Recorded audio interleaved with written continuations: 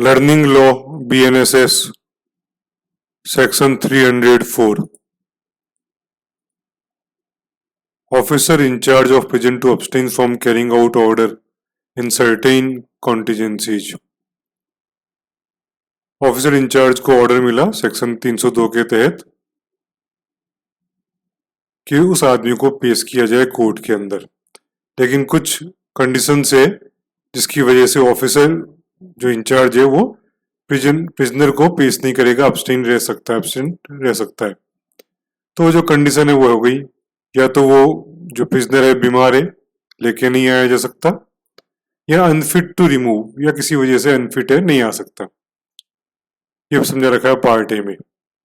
या वो prisoner under remand में है, इन्वेस्टिगेशन पेंडिंग चल रही है, लेकिन इसमें कंडीशन है कि जो कोर्ट है वो 25 किलोमीटर से भी दूर है उस पर्टिकुलर प्रिजन से, तो उस केस के अंदर ऑफिसर इंचार्ज अब्सटेन रह सकता है ना। 25 किलोमीटर से भी कम है, उसको लेके ही आना पड़ेगा। पार्ट सी में ये बता रखा है कि यदि प्रिजनर को लेके आया जाए तो उस दौरान उसकी जो कस्टडी का जो टाइम है वो एक्सपायर हो जाएगा, इस वजह से भी ऑफिसर जो इंचार्ज है प्रिजनर का वो अब्सटेन रह सकता है। या गवर्नमेंट ने ऑर्डर कर रखा है, चाहे सेंट्रल गवर्नमेंट है चाहे स्टेट गवर्नमेंट है, कि उस पर्टिकुलर पर्सन या ग्रुप ऑफ पर्सन को प्रिजन से रिमूव नहीं किया जाए अंडर सेक्शन 303, तो उस केस के अंदर भी ऑफिसर इंचार्ज ऑफ प्रिजन वो अब्सटेन रह सकता है। समझा रखा है section 304 BNSS। Section 305 prisoner to be brought to court in custody.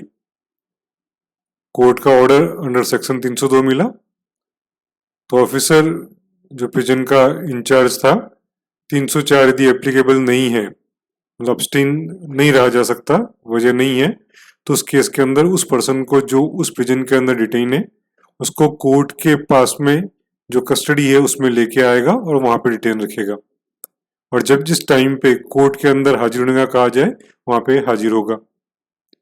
Court के अंदर एग्जामिनेशन के बाद में कोर्ट उसको ऑथराइज करेगा कि अब इसको वापस लेके जाओ, तो वापस उसको प्रिजन के अंदर लेके आया जाएगा। ये समझा रखा है section 305 prisoner to be brought to court in custody. Section 306 power to issue commission for examination of witness in prison. जो कोर्ट की पावर है to issue commission under section 319 BNSS chapter 25 वो एप्लीकेबल इस केस में भी रहेगी। ये समझा रखा है सेक्शन 306 में power to issue commission for examination of witness in prison.